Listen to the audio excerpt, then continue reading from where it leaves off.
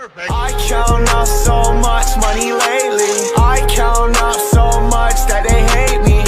Yeah, I make niggas mad cause they ain't me. Yeah, I've been in my bag going crazy. I count up so much money lately. I count up so much that they hate me. Yeah, I make niggas mad cause they ain't me. Yeah, I've been in my bag going crazy. Bitch, I'm not. First don't fuck your bitch in the click you claim. West side when we ride, come equipped with game. You claim to be a player, but I fucked your wife. We bust on bad boys, niggas fuck for life. Plus, Puffy tryna see me weak, hearts I rip. Biggie Smalls and Junior Mafia some more. I think a little higher. I think a little higher.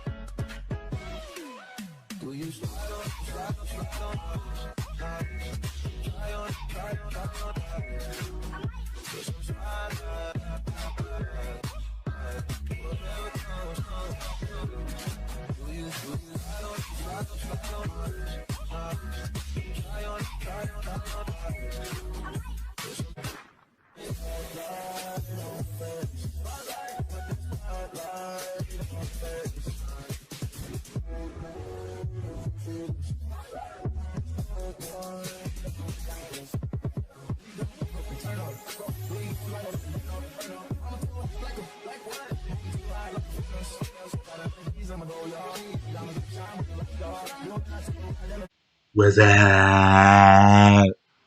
So we got back another video. It's your boy PJ21. I just want to say welcome back to my channel and also how you guys doing. And I also say if you're feeling happy or sad, then my entertainment should bring you joy. And also don't forget to like, comment, subscribe. We post shit to all media platforms.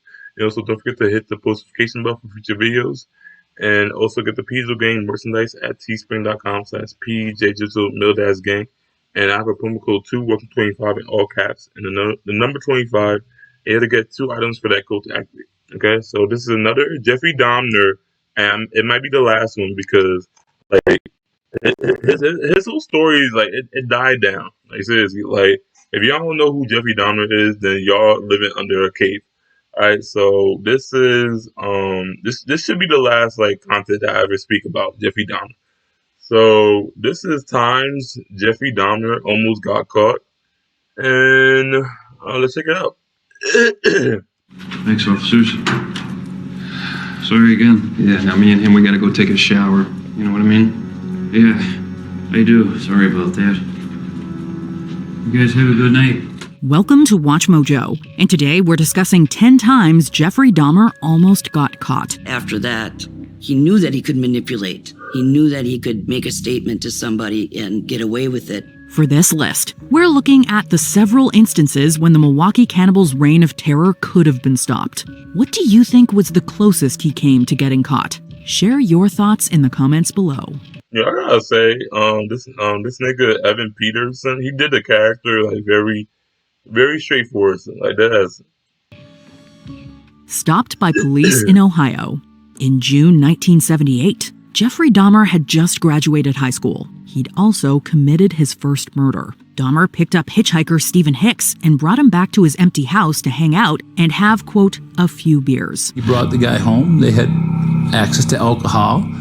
They were drinking. They got a little intoxicated. But when the guy wanted to leave, Jeff did not want him to leave. He wanted him to stay because he was lonely and also he was intoxicated. When Hicks wanted to leave, Dahmer struck him in the head with a dumbbell before ultimately taking his life. After performing disturbing acts on the body, he put his remains in trash bags and intended to take them to the dump.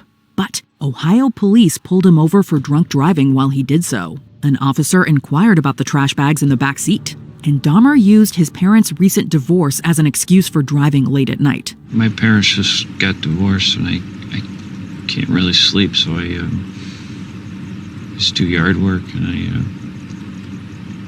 was gonna drop him at the dump.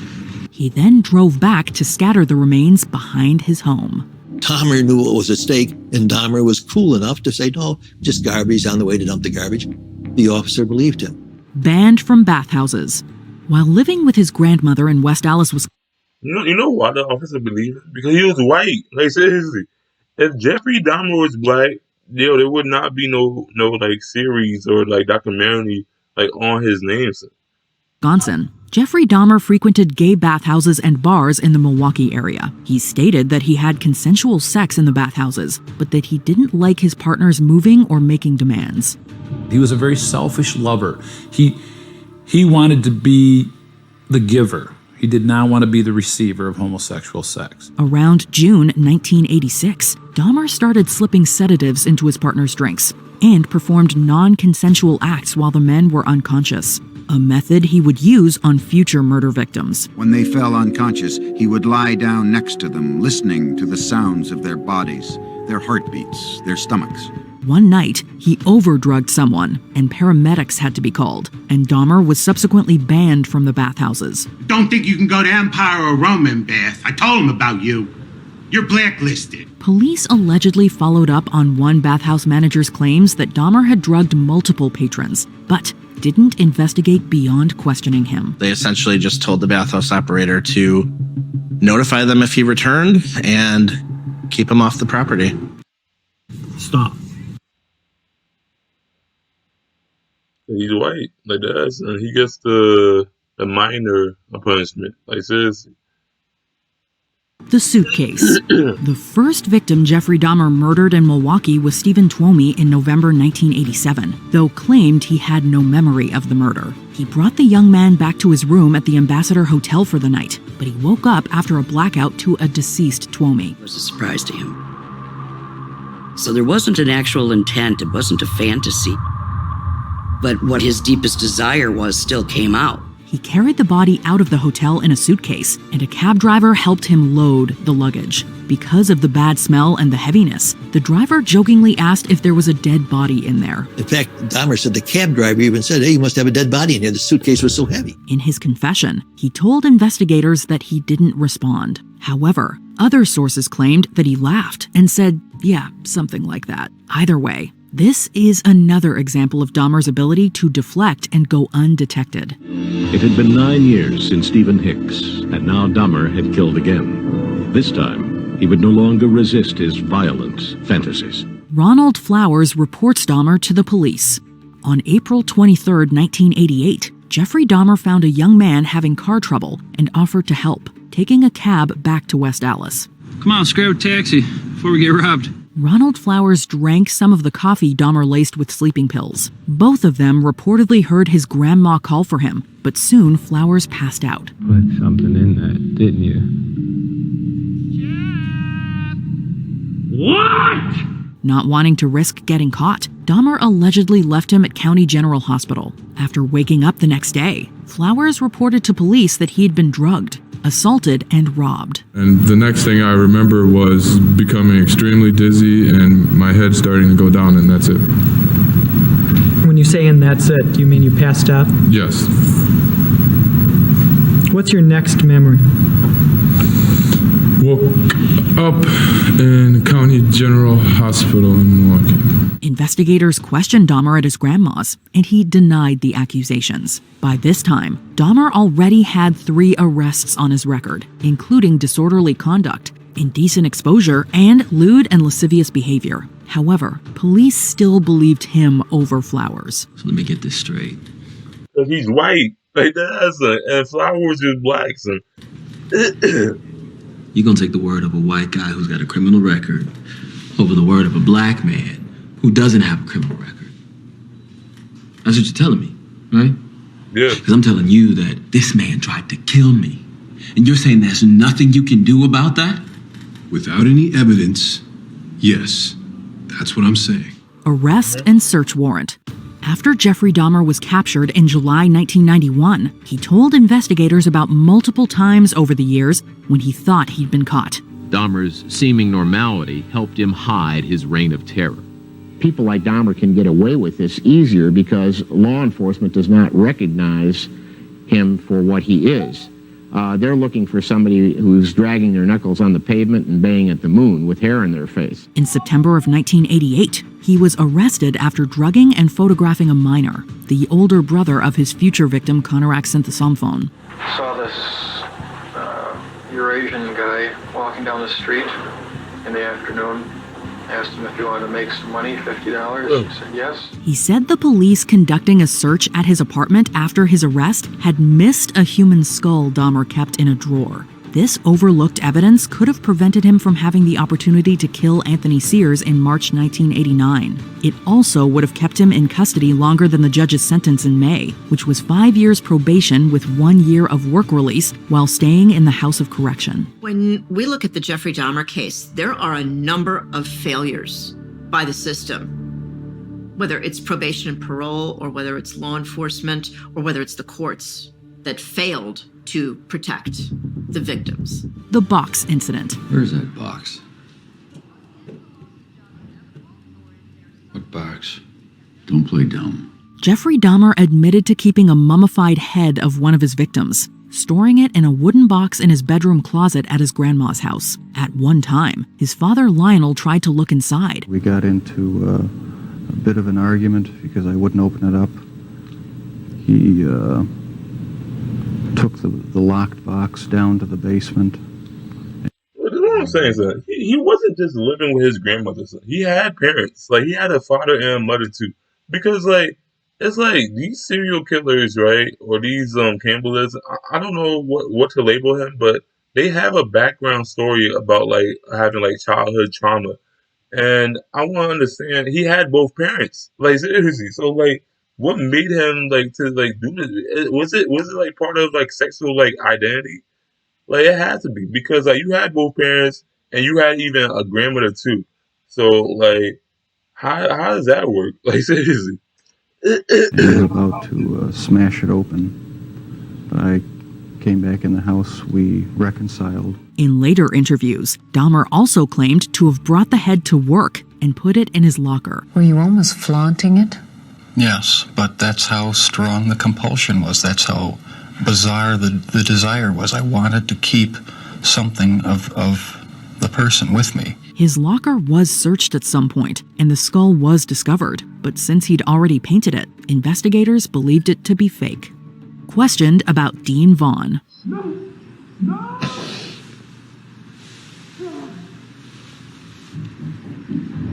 In early May 1991, 28-year-old Dean Vaughn, a resident on the 3rd floor of the Oxford Apartments, was found strangled to death. Police questioned other residents, including Jeffrey Dahmer. The Milwaukee Cold Case website states that 2 neighbors did see Vaughn with an unknown subject shortly before his death. Dahmer denied any involvement in the murder, though Vaughn did fit his victimology and MO. He was a young African-American male who was strangled. And what about Dean Vaughn? You was talking to him in the hallway, then I never saw him after that.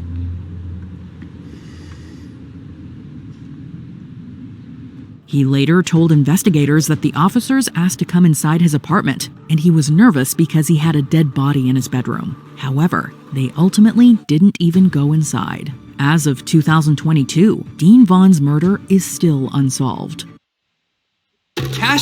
But you said that he had a dead body in his bedroom. So like, was it Dean Vaughn's like body or not? Son? Like, I blame the police because like they just like they saw a white man and they were like, yo, he harmless like that. And like he don't need like anything. No, he don't got anything on him. Almost escaped.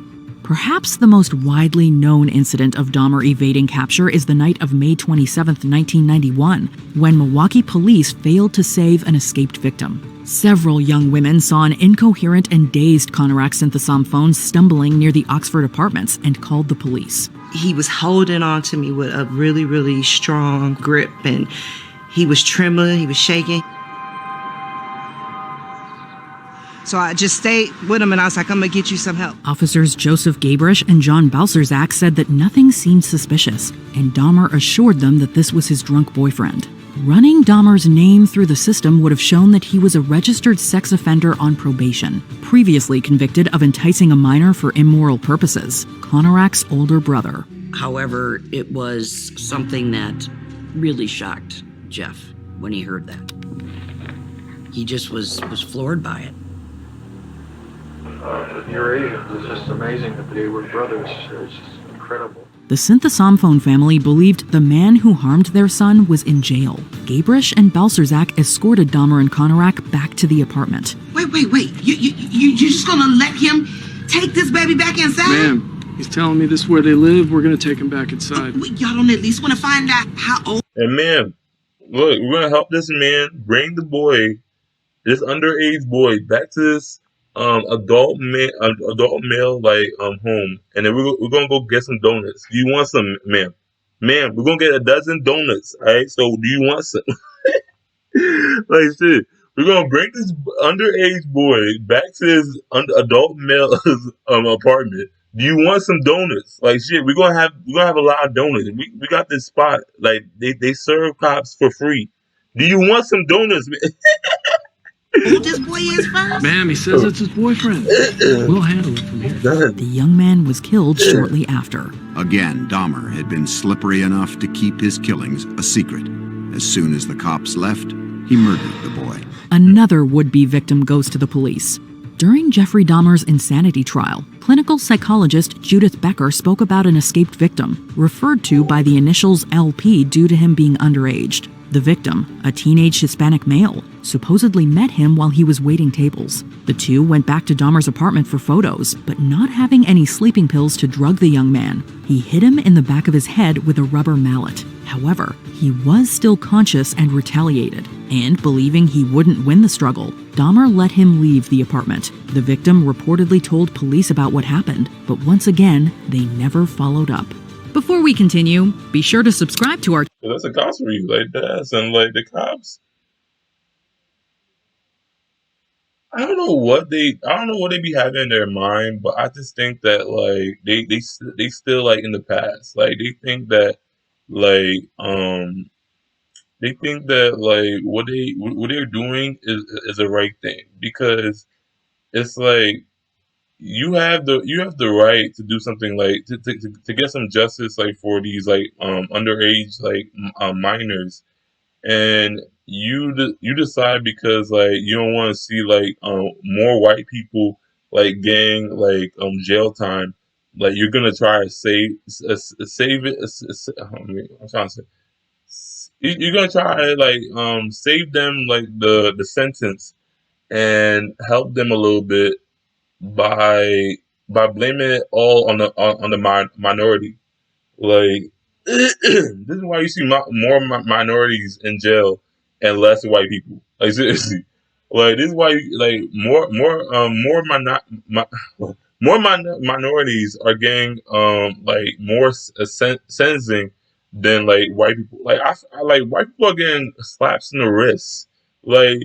People like my race are getting life sentence, death penalty, all that.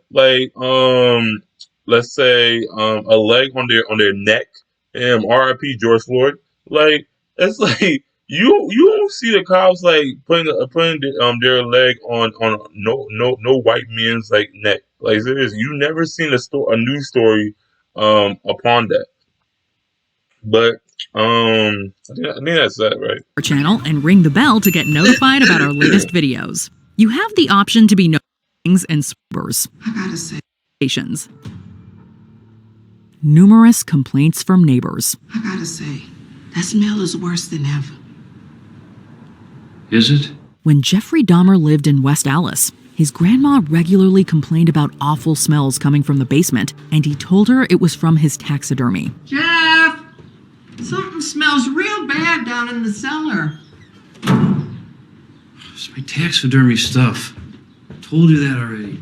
Years later, at the Oxford Apartments, several residents complained to the building manager, Sopa Princeville, about the foul smells and strange noises coming from apartment 213. We had complaints from residents about the smell that's going through the building.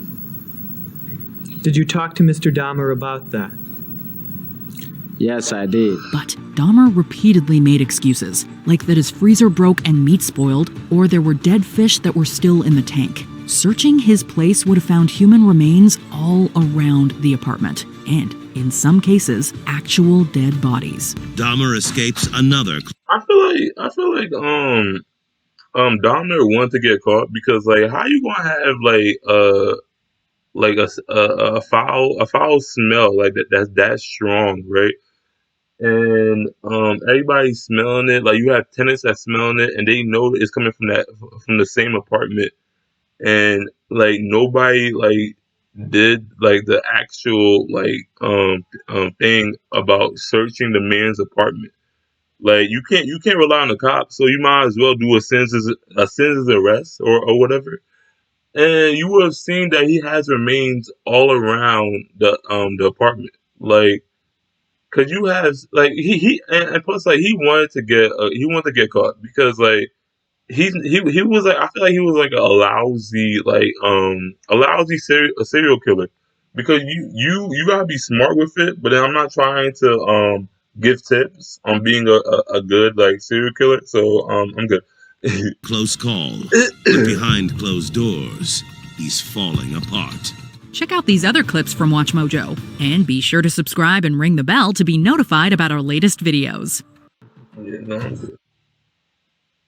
My whole life I've only...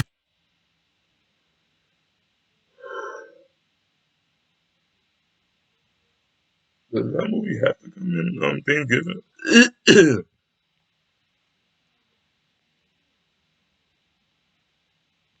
Did not pick.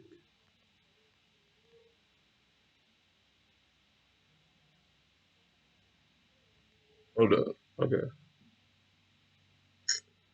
Alright, so I feel like I said enough. Like seriously, so like this was times Jeffrey Dahmer almost got caught. Let me know in the comment section what you guys thought.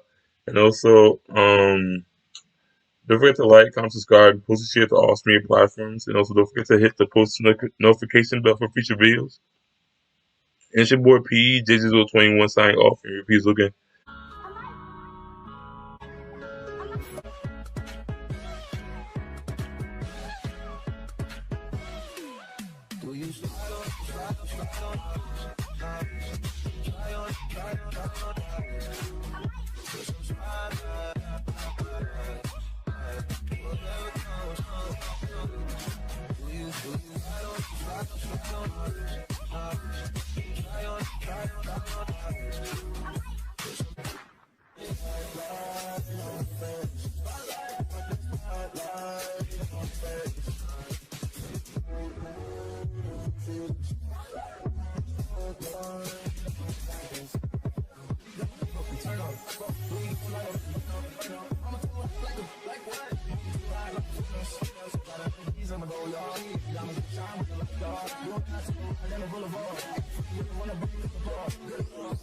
Bitches, we keep on coming while we running for your juice. Steady gunning, keep on